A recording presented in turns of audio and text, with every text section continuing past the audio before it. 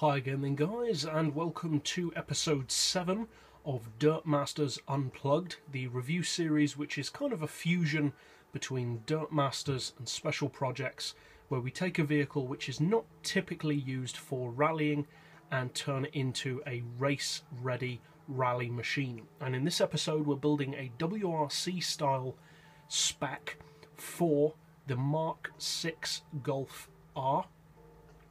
And, as always, I'll show you first of all what I've done to get the visual look of the car, then the mechanical side of things in the garage, and finally take it out to the track to see how it performs.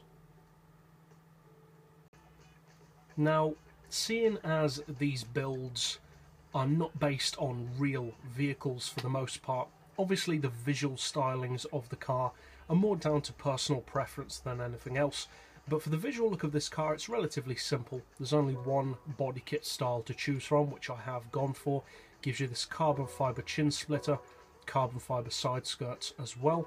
We've added the flat floor to increase the PP, to get the look of the car more like a rallying machine, more a competition spec machine, and also to increase, of course, grip and traction. For the rear wing, you've got three options. As you can see, you've got the standard wing, no wing, or the dark wing, the carbon wing, which I've gone for. And that's pretty much it for the visuals, really. Obviously it's got rally wheels because we've fitted rally tyres. For the rev gauges, just fit pretty much whatever one you want, and obviously I've just left the car white. So pretty simple visual setup for this model. So now let's go to the garage for the more important thing, which is the mechanical side of things. Now obviously we're using dirt tyres because I've built this as a rally machine. For suspension we've got the ride height as high as possible, and the springs we've increased a little to 575 and 750. Dampers and anti-roll to 4, camber and tow neutral. For the gearbox we've got an auto setting of 180, then we've rounded off the individual gears to 2.715, 1850, 1360, 1050, 850 and 720. With a final drive of 3.7. For the diff we've got halfway on initial torque on the front and all the way on the back, likewise with acceleration, and we've got the lowest braking sensitivity. For the torque split we've gone for 30-70 to help you get the back end out around corners. For the power we do have an oil change on this one, and for the exact power upgrades we've gone for the race exhaust, the manifold and the race cat, and then reduced it down to 97.7% for two reasons. One, to get us to WRC-Spec power, and also because it sits nicely at 500 pp. For downforce we've increased the rear. Obviously you want the full weight loss package, and then we've got 6 kilo ballast, again to bring it up to WRC-Spec and to get it within 500 pp. And we've put that all the way to the back, which just gets you a tiny bit closer to a 50-50 weight split. So that's it for the mechanical setup of this Golf. So now let's take it out to the track to see how it performs. Now the Golf in its performance forms, the GTI, the R32, the R, etc., is known for being a great all-wheel drive performance car, and it does really lend itself towards being a rally car. It's really the perfect fit for it. And I personally find it very surprising that Volkswagen took so long to enter the WRC, and when they finally did, they didn't even use the Golf, they used the Polo, which again surprises me.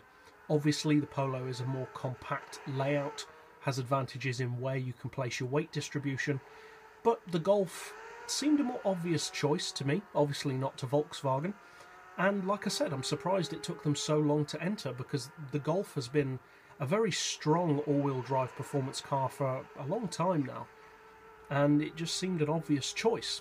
And on the game it does make an excellent rally machine.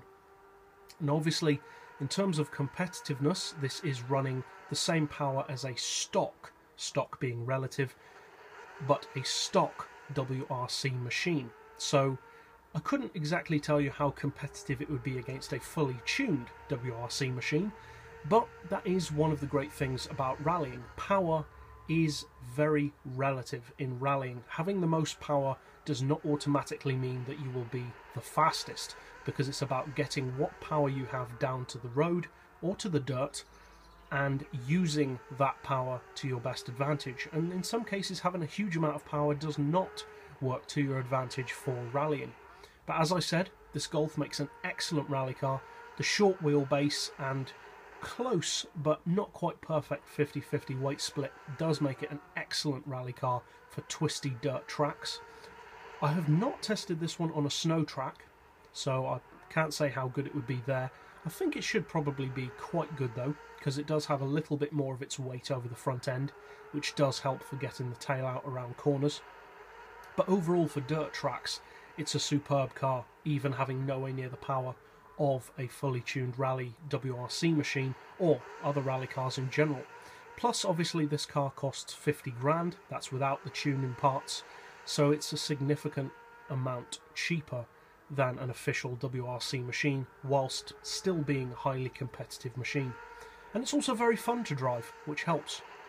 So for those of you guys who do choose to fit this to your Golf, I'd appreciate feedback on whether you find it fun and if you find it competitive to drive. And that's it for this build, so I'll see you guys next time, and as always, thanks for watching.